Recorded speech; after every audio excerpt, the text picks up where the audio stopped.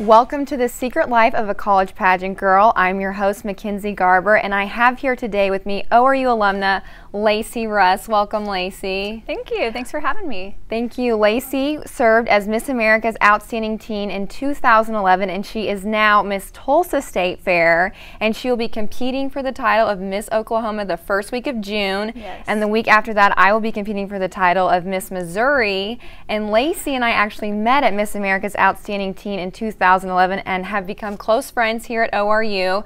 So today we're going to talk about some of the responsibilities and time commitments that go into preparing for a state pageant and serving as a local title holder. So first, let's rewind a little bit. How did you get involved in the Miss America organization? Well, I am not the typical toddlers and tiaras kind of girl. As a young girl, I just enjoyed playing sports, hanging out with my family. And when I was about 10 years old, I got the opportunity to enter into pageants. And my parents said, no, absolutely not. That's not going to be your thing. And something in me just really thought it would be intriguing. And so after begging my parents and saving up enough birthday money to pay my entry fee, I competed in my first pageant when I was 10. And then I realized I really had a passion for this. I loved public speaking. I enjoyed performing. I loved trying to better myself and compete against myself. And so I just realized pageants were a great way to do that. And then I really got interested and a lot more serious about pageants when I was 13 and decided that someday I wanted to be Miss America, and that's how I landed in the Outstanding Teen organization. And so once you got into the Outstanding Teen organization, how many years did it take you to win the state title of Miss Oklahoma's Outstanding Teen? Well, you know, I only had 4 years of eligibility, and I decided I'd use all 4 of them. So when I was 13, I showed up. I was the youngest girl competing that year, and I didn't make top 10. I thought, hey, that's okay. I'm a rookie. I did receive a talent award, and then the next year I came back and was 4th runner-up, which was amazing. I was shocked and excited and inspired by that.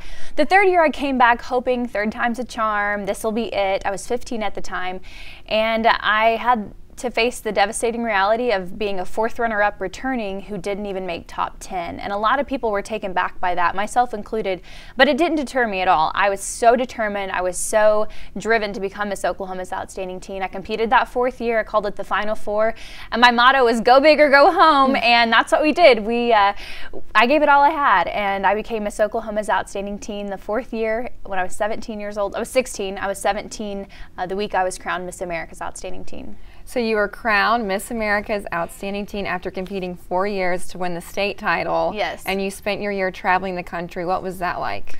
It was quite a whirlwind experience. I spent my senior year traveling over 100 days all across the country, and I was still involved at my high school in basketball, cheerleading, band. I was leading worship at my church. Somehow I still had friends. I don't know how. But it was quite an exciting journey. I got to travel all over the country. I got to work with the Children's Miracle Network hospitals and even perform at the Mayo Clinic in Rochester, Minnesota, and then I also got to work with my personal platform of pure excellence, encouraging people to live a life of pure excellence through a lifestyle of purity. So an incredible year, something that even now, almost 5 years back, I look back and I think, wow, what a ride. So what made you jump back into the Miss level of things?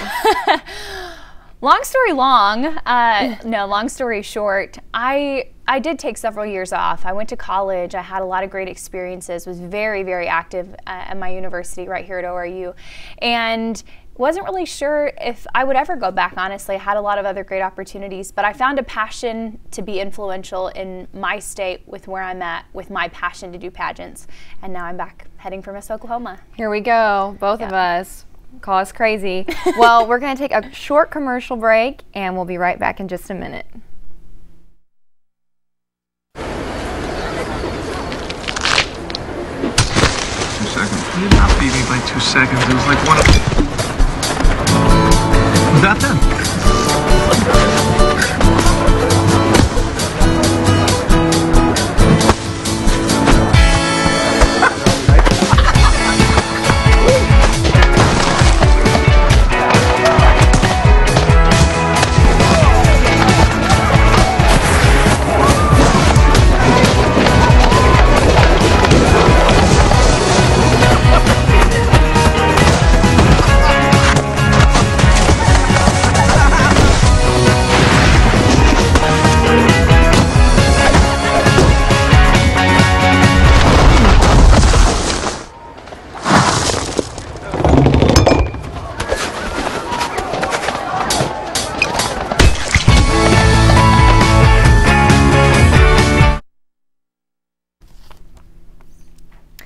Welcome back.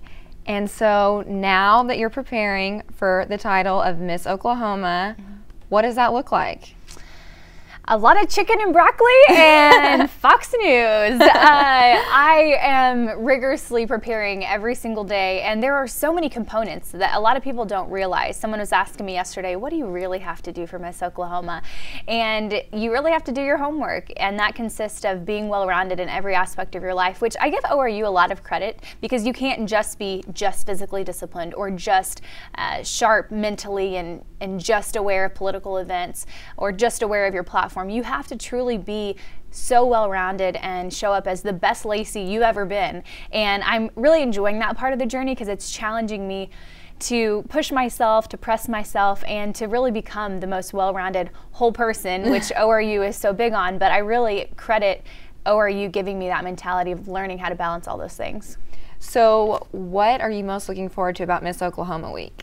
I think just the experience. You have to go into it knowing you have a 1 in 47 chance, and so does every other girl. And so it really is the journey as the destination. You've really got to embrace the experience getting there, because you aren't guaranteed anything. You are not guaranteed that you will advance into the finals. You're not guaranteed top 5. You're not guaranteed the crown. And so you really have to make the most of the experience, because I am such a big believer that win, lose, or draw, you should walk away from every experience better than you walked into it. And that's my mentality going into it. Leave things better than you found it, even if you don't have a crown at the end. That's a great mentality. I can attest to that as a fellow contestant. So last semester, you were in your last semester of school as a senior, and you graduated in December, and now you're a full-time student for ORU admissions. What's it like balancing being a full-time employee and preparing for this huge job of being Miss Oklahoma?